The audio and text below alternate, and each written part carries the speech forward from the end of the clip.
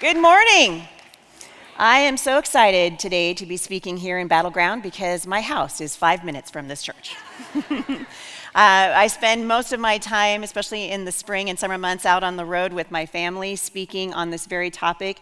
And today I'm going to be diving into the history of the public school system. Now, I'm going to just start out by saying I'm not going to spend any time introducing myself to you today because I think most of you know who I am, but I am going to tell you this.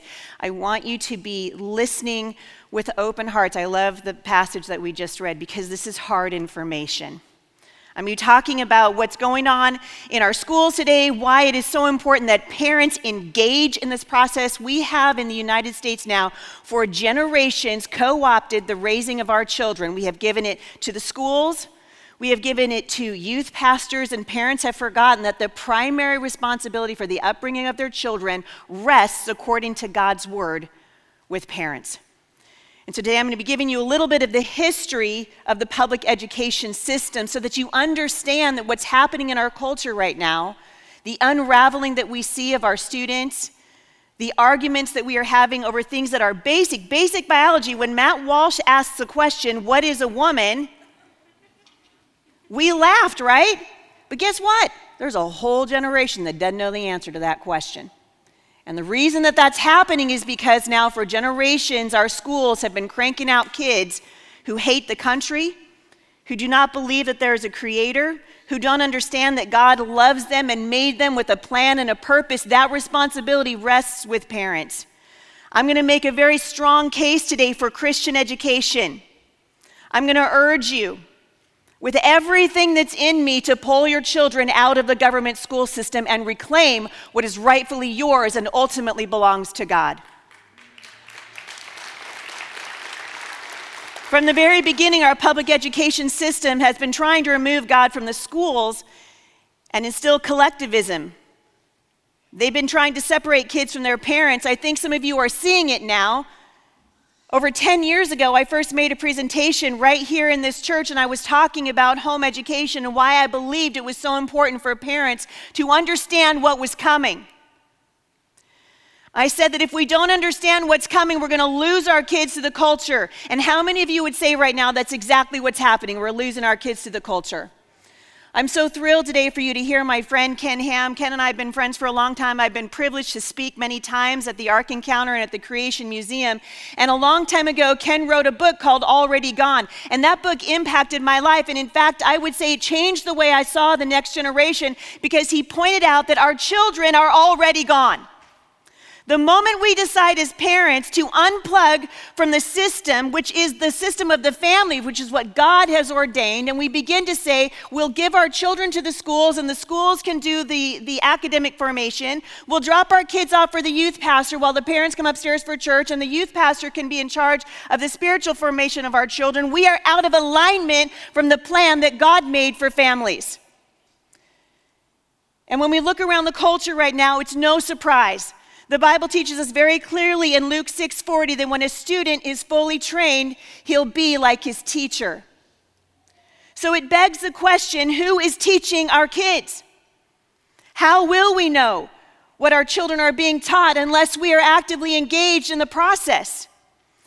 And unfortunately, 85% or more of the students in the United States right now, their parents do not know what is being taught to their children. Alex Newman wrote this: standardized tests show that Americans are getting dumber and dumber with each passing year. Boy, that's just turn on the news, right?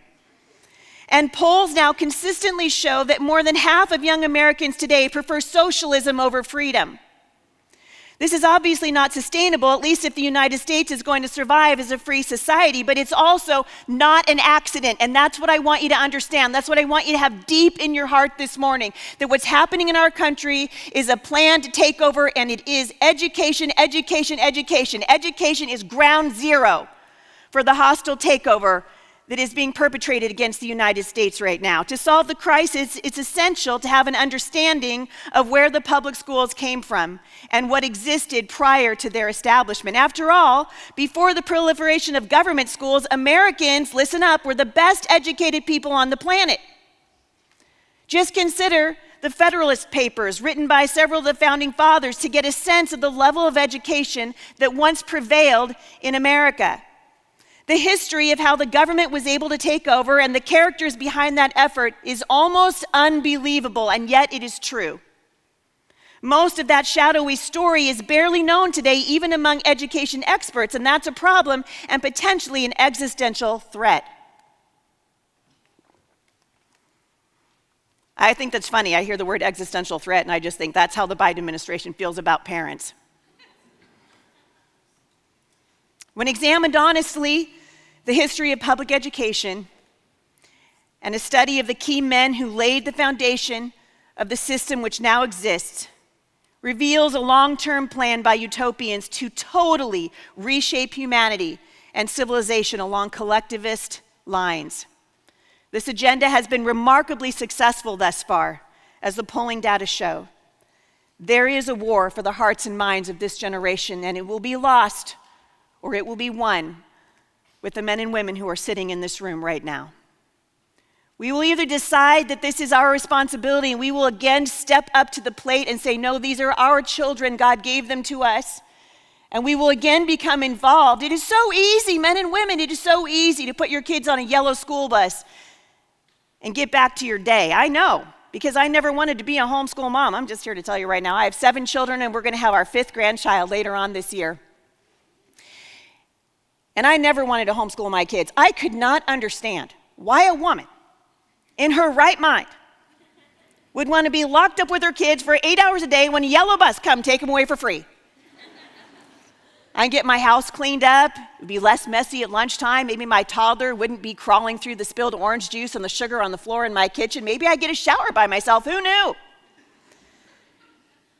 But the Lord got a hold of my heart when our 32-year-old daughter was in 2nd grade in the public school, and I realized that the responsibility for what was being taught to her day in and day out rested with her father and me. We're going to be talking about education today because it's so important that you understand where we come from. Almost everyone involved in education knows about the history of the modern movement. We've heard about John Dewey, we've heard about Horus Man. I'm going to get to them in a moment, but these 2 socialist luminaries are almost universally credited with having created the modern government system that we now have in the United States. But the real story of government education can be traced to a long-forgotten communist commune here in the United States, right in Indiana, called New Harmony. It's still there today. New Harmony's eccentric founder was Robert Owen. He was a Welsh utopian who rejected Christianity and the laws of private property, which were espoused widely by the founding fathers in the United States. In 1825, he bought an entire town and renamed it New Harmony. It was supposed to show that the world order of collectivism and socialism was actually superior to free market ideas and individualism, which the United States was founded on. Like other communist experts of the 20th century, I think of Cuba and North Korea, Zimbabwe, the Soviet Union, and so on, New Harmony was a disaster, albeit not as bloody as the socialist experiments that would come in later years. Within 2 years of its establishment, everyone knew that New Harmony was a total failure. Though the experiment failed within a few years, the socialist ideas that Robert Owen espoused in a small town in Indiana began to take root in the United States. Robert Owen was fixed on education, absolutely obsessed with it. Just like Karl Marx would claim decades later, those who followed Owens believed that what was needed were government schools that would take over child rearing for the parents. And he wanted it done at the earliest possible ages. Is this striking any kind of accord with you? This is absolutely the goal of the Obama administration, and it is the goal of the Biden administration right now. And this was the sole focus of Robert Owen and those who followed him. Ecclesiastes 7 verse 20 says this, "Indeed, there is not a righteous man on the earth who continually does good and who never sins." The Bible tells us in the book of Romans that we have all sinned and fallen short of the glory of God. But Robert Owens didn't believe that. Robert Owens believed, contrary to Scripture, that people are inherently good, and that any fault that we would experience as adults was a problem that originated from our parents and from our upbringing. And so he sought to remove children from their parents as often as possible. He believed that collectivist education would help create what would later become to be known as the new Soviet man. Owen boldly stated this: "It follows that every state, to be well governed, ought to direct its chief attention to the formation of character, and that the best governed state will be that which possesses the best national system of education."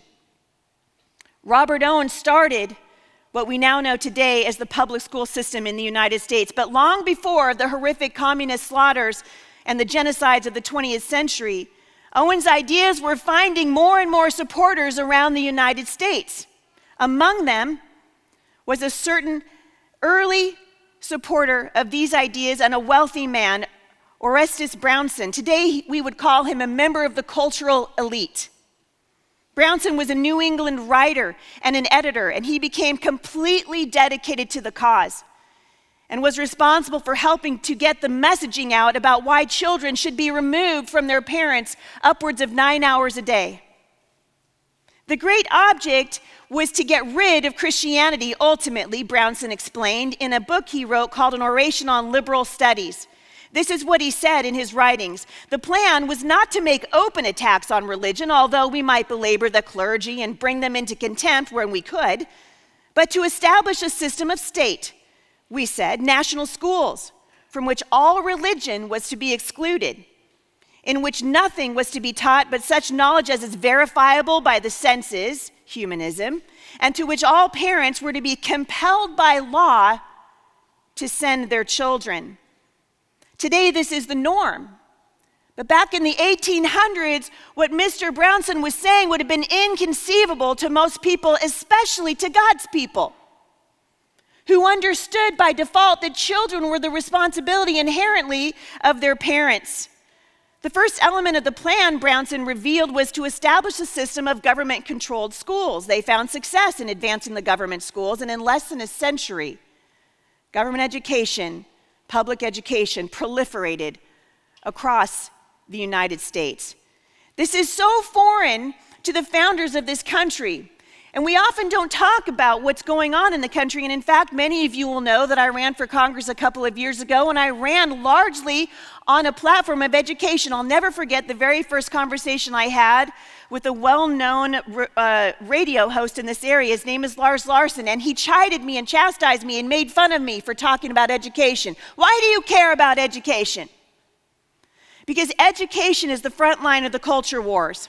And every single day in this nation, hundreds of thousands of parents put their children, their little children, they give them sack lunches and put them on little yellow school buses, and we send them to the front lines of the culture war, where they are taught that there is no God, that they evolved from an animal. And we wonder why our children have no purpose. Our children are being taught that there's 400 genders, and they can be a narwhal whale by Friday if they want to be. And yet every single day we are sending them on to these places. Why are we doing that? I would submit to you today it's because A, two things are missing. We don't understand what education actually is. It is discipleship.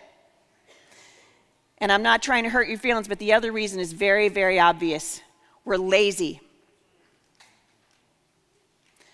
No one likes to talk about that right now. People say, well, you don't understand how hard it is to live in the United States. We have to have 2 incomes to survive. Well, I want to put something out in front of you. And again, I know I'm stepping on toes. Please forgive me. You can hit me later. But we just learned in Rona, in the COVID pandemic, what we would do if we thought there was a virus with a 99.9% survival rate in our schools.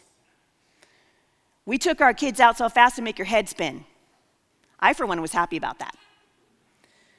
But I'm here to tell you right now, there is a virus with a 99.9% spiritual mortality rate in our schools, and I have to ask the question of God's people: why are we sending our children to these institutions?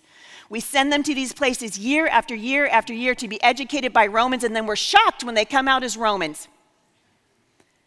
But God tells us that education matters. Early American schooling was dominated by homeschooling, along with the vibrant free market education ecosystem outside of education at home, which is where most children learn to read. The landscape featured mostly schools run by churches, entrepreneurs, and private tutors, much like the Firmly Planted Homeschool Resource Center, which now has had over 1,200 students last year in our last semester. Many of America's founding fathers, such as James Madison, George Washington, Andrew Jackson, John Adams, John Quincy Adams, just to name a few, like the broader population, were, wait for it, educated at home. I think they did pretty good. Even poor children could receive a formal education. This is something we hear all the time. Well, we need this because not everyone can afford to have tutors. Not everyone can afford to homeschool their children. But if the church was doing its job, we wouldn't have that issue. In early America, poor children received formal education provided largely by churches and philanthropists. The Quakers, for example, ran schools that welcomed anyone whether they could pay or not. Tax-funded K-12 government schools, especially as they exist today, would have been absolutely inconceivable to the early Americans. Education without the Bible, education without God, would have been inconceivable to these people and outrageous, an oxymoron, because they understood inherently that education had to be tied to God or become unmoored from reality. And yet that's where we are. Alex Newman wrote this, and yet long before government seized control over education, Americans were incredibly well educated. Literacy data and vast amounts of anecdotal evidence from the era show that literacy levels were significantly higher in the mid to late 1700s than they are today. And modern studies on the subject confirm it. All you got to do is look across to Oregon. Oregon now no longer has standards for reading, writing, or arithmetic for kids to be moved out of those schools and into colleges, where the colleges will cement the job that the communist socialist schools began in kindergarten. There's a reason why they don't want your kids to read. Horus Man, who is notably, people talk about Man all the time as the father of our modern public school education system, was quoted as saying, "The state is the father of children." He was a politician in the state legislature in Massachusetts, and he worked very hard to expand the size and the scope of government across every field that he had access to. He was quoted as saying, "Education is our only political safety. Outside of this ark, all is deluge." People say to me, well, it's not political. It is political. It is political. It is spiritual. The church must step into the void and talk about it because we're losing our children. It is the responsibility of God's people. Horus Man had a governor friendly to his communist ideas serving at the time in Massachusetts. And Man, along with wealthy backers, lost a transformative education plan in 1837. This included setting up the first state board of education, which ultimately led to the federal Department of Education, which, as far as Heidi St. John is concerned, needs to be abolished, and yesterday. This included setting up many, many opportunities for teachers to become educators and activists. And now our system is flooded with activists disguised as teachers. This started, men and women, in the 1800s. The Owen-inspired Prussian system of education captured the imagination of Man and his wealthy associates. These were mostly Harvard-educated elites, and they were increasingly abandoning their Orthodox Christianity that defined early America in favor of a liberal, Unitarian, and secular worldview about man and nature. They had an obsession with reforming man and society into their own image. And largely due to Horus Man, the United States adopted a Prussian model of education. That's what we see today. It was born out of Prussia's military failing. So if you're familiar with your history, you know that Prussia is now modern-day Germany. So born of their military failings in the Napoleonic Wars, the German kingdom developed a, quote, education system that was designed, wait for it, and I'm quoting here, to indoctrinate children year after year, starting at age 6 and ending at age 16. They indoctrinated children into full compliance with the state and its military leaders. The point was, bluntly, to ensure that no German soldier would ever disobey an order again. We saw this very plainly, didn't we, in the pandemic? We follow orders without thinking. Critical thinking skills are absolutely missing. We are devoid of critical thinking in our young people today, and this is by design. Funny thing about Horus Man, he was born into an impoverished family in Massachusetts, and wait for it, he was largely self-taught. He was largely homeschooled by himself, and somehow he got himself into Brown University. That's a whole other talk. But as we look back at what's happened in the country, we can see the results of the influence of Horus Man and why it is so important that we pay attention, because if we don't know where we came from, men and women, we cannot see where we are headed. What I want you to understand today is that what happened in the 1800s, in the late 1700s, and the 1800s, and absolutely in the 1900s has led to where we are today. Ultimately, in 1979, the Department of Education was formed largely because of the influence of Horus Man. Horus Man was followed by a guy named John Dewey. John Dewey is now what we would consider the father of the progressive education movement, which is exactly where we are right now in 2024. This was largely his baby. He was absolutely a socialist. He was an education philosopher, and he had a progressive approach to education, and this is what dominates our American school system today. As always, we have to remember, and I'm going to hit this so hard because I don't want you to forget this, there is no neutral value education. Education is not neutral. John Dewey understood this. The question is, do we understand it? Horus Man understood it. Robert Owens understood it. We need to understand. Education is not neutral. There is no such thing as a neutral education. And so he began with more fervor and devotion than many Christian missionaries or Islamist jihadists to set out to win America over to his religious worldview. You see, we all come from a particular point of view. As God's people, hopefully, and Ken's going to be talking about this today also, we come from a biblical perspective. Everything that we see should be grounded and rooted in the Word of God.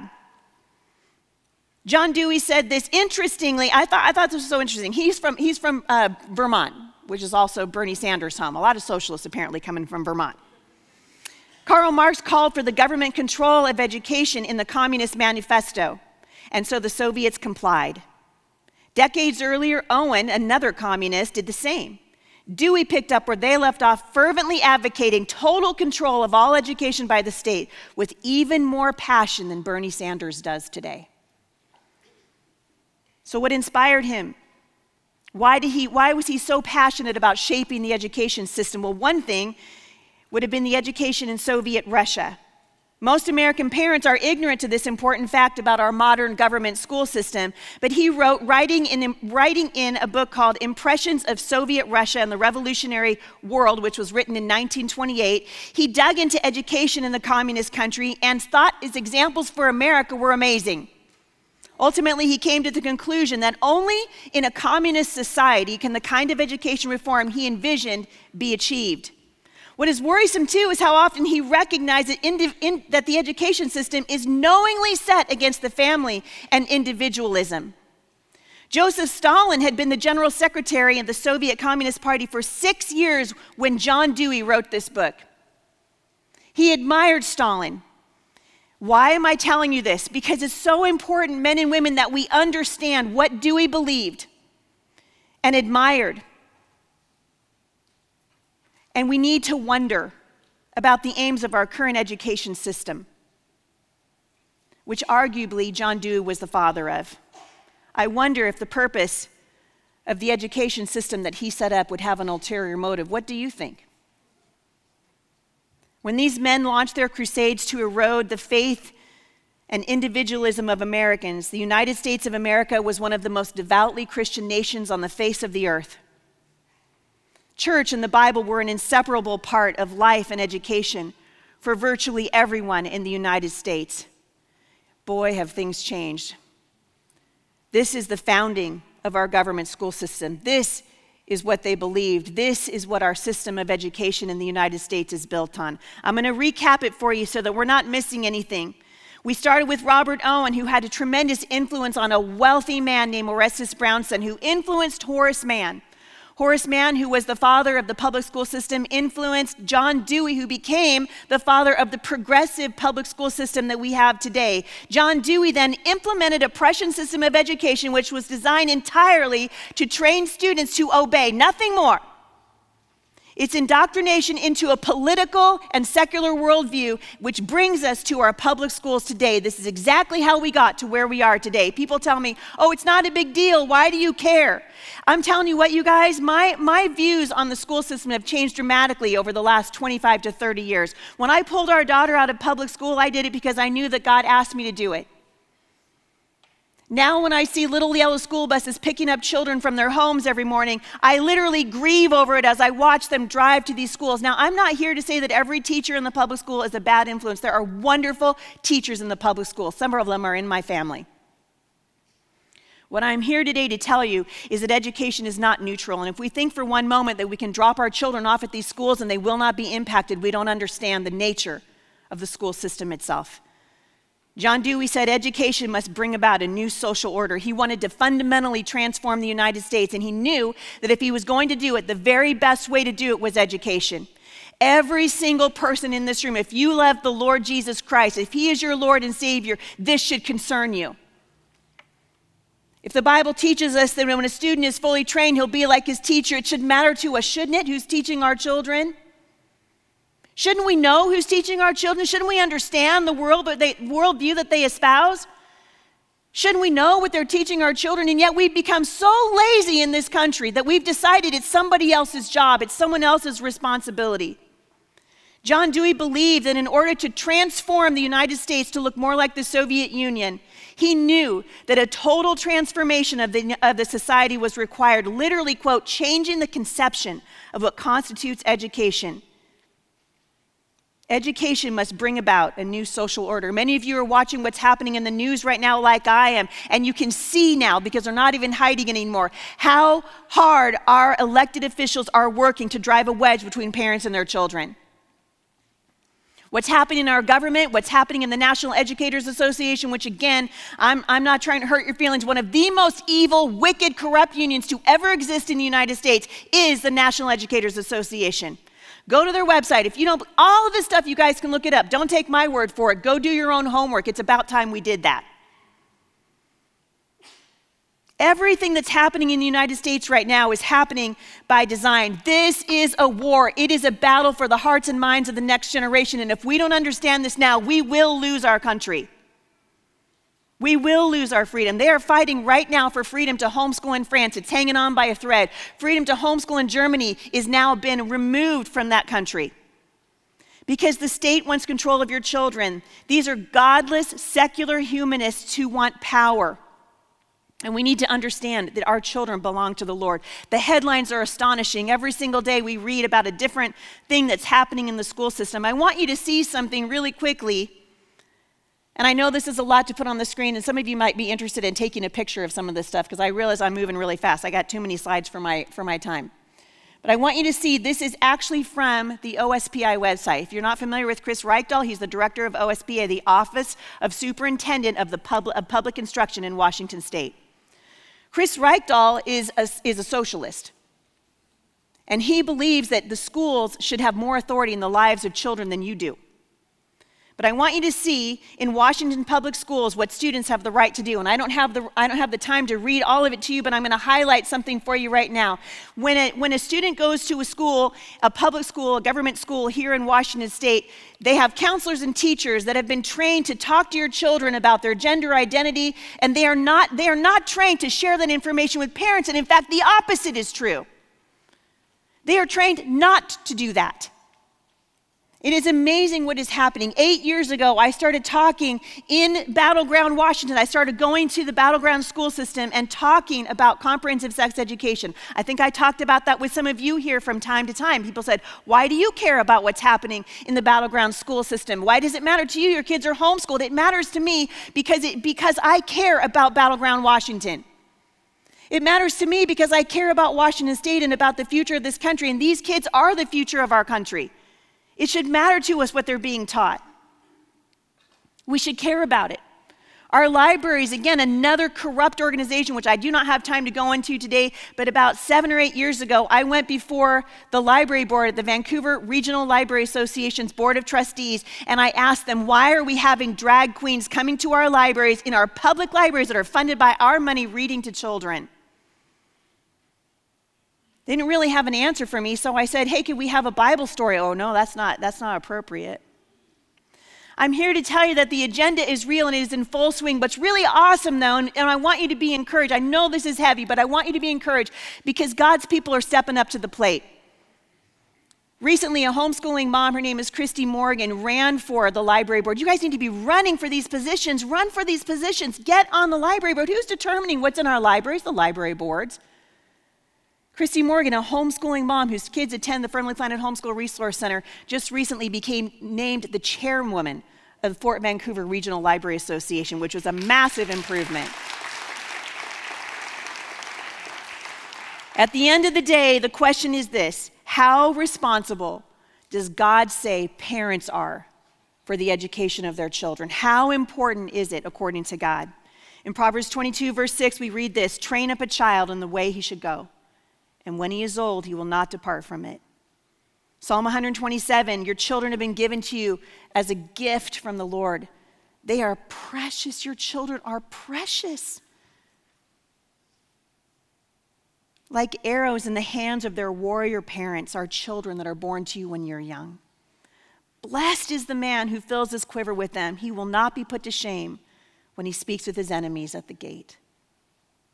Fathers, do not provoke your children to anger, but instead bring them up in the discipline and instruction of the Lord. Deuteronomy chapter 6 tells us that we are to instruct our children when we rise up and when we lie down, when we walk along the road. I don't see any lag time in there. I'm either rising up or laying down or walking along the road. And God said, that's the time for you to educate your children. The enemy would like you to believe that you can't do it.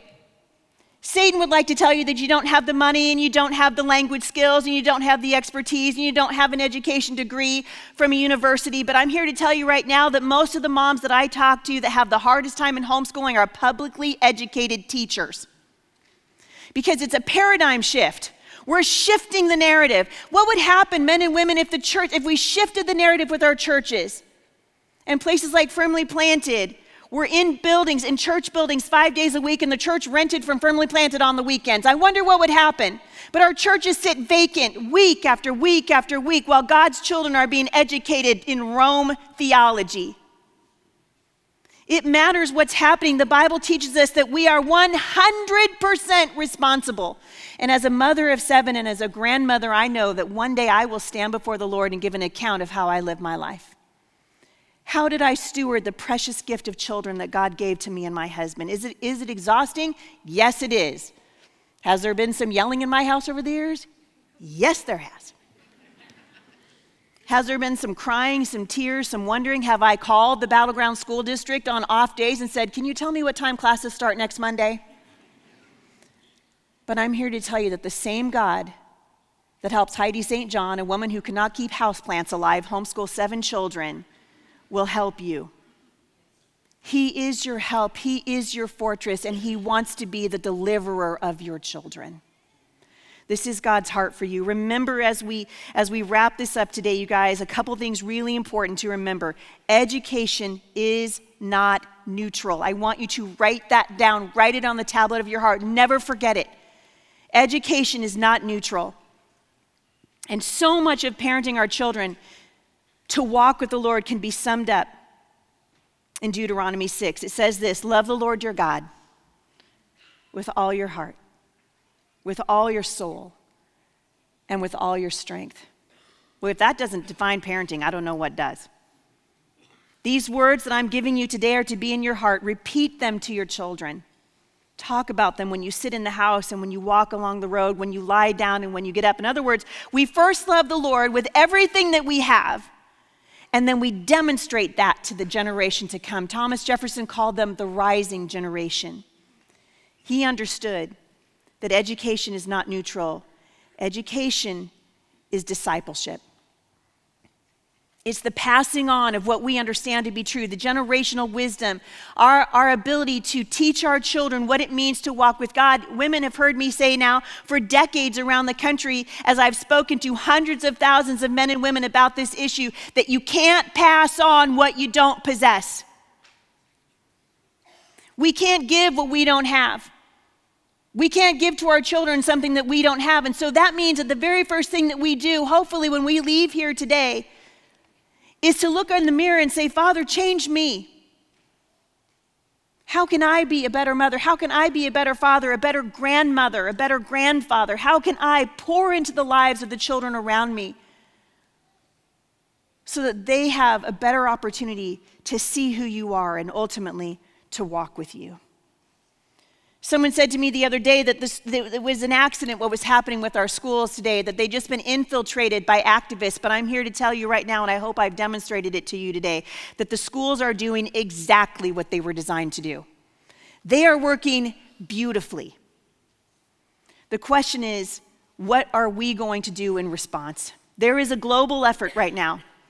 Watch the news, pay attention, coming from the United Nations and from China, to build a single world system where individual liberty will be abolished. And the new system is described as multipolar. It's a world order that's opposed even to the one we have now. And to achieve this goal, the United States must be undermined not just economically, which is absolutely happening right now, but intellectually and militarily.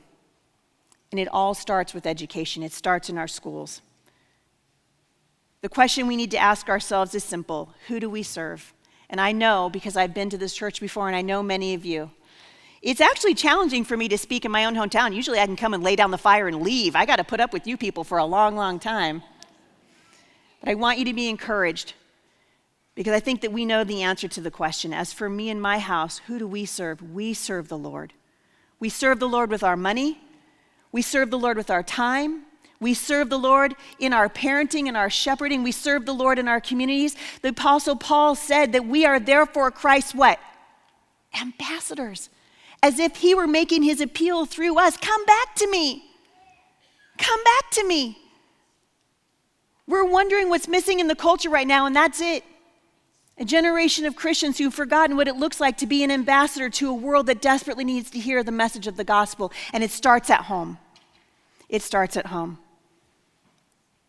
Jesus taught us, and I'm going to end with this today, that when a student is fully trained, he'll be like his teacher. You are the first teachers of your children. Grandparents have tremendous influence in the lives of their children. It's so important that we understand and that we cling to what is right and what is good, and that we understand what's happening in our government school system. And it's important that we have a focus on Christian education. I want to tell you guys really quickly about a new building that my husband and I have been able to move into by the grace of God. Many of you have heard about Firmly Planted. I hope you'll come by and see us in Vancouver. You can find out more at our website, firmlyplantedfamily.org. But what we are doing right now is we are literally rescuing children from the government school system, and we do it every single day. Our job at Firmly Planted is when a mom comes in and says, boy, I just learned that the Ridgefield School District is teaching our kids that there's 400 genders, and I really want to take my kid out of the school, but I just don't know if I can teach algebra. Great, we have an algebra tutor for you. We're going to take away every excuse that you ever had to keep your children in this broken education system that is turning children against God and against their families and against our country. And so I hope you guys will check it out. If you want more information, I would highly encourage you to you take a picture of that slide. It will help you. I would encourage you to look up a guy named Alex Newman. He's doing incredible work. He is the man behind publicschoolexit.com and a friend of mine. And you can find interviews that I have done with him. They're all over the internet. Firmlyplantedfamily.org is the name of my husband and my organization now. It's been around for nearly 27 years. And then finally, for kidsandcountry.org, if you are a teacher in here today, if you are involved in the teachers union, I want you to understand something. The Janus bill, the Janus law that was passed, means that you no longer have to be a hostage to the NEA. It means that you don't have to stay in a wicked, corrupt, broken, woke union anymore. And Rebecca Friedrichs is an incredible woman. She argued before the Supreme Court. She wrote a book called Standing Up to Goliath. For kidsandcountry.org is her website. I would encourage you to go there and break free of the shackles that we have allowed ourselves to be living under for so long. God has so much more for you. He loves you. God cares about this generation. And he cares about your family. And I think that good things are coming. For as much as it's difficult, for as much hard news as we hear, God's people are on the move, and there are good things happening. And I know that we are going to be part of a new move that God is doing in the years to come. And I pray that you guys will be a part of that with us. Thank you so much for having me this morning. I appreciate your time.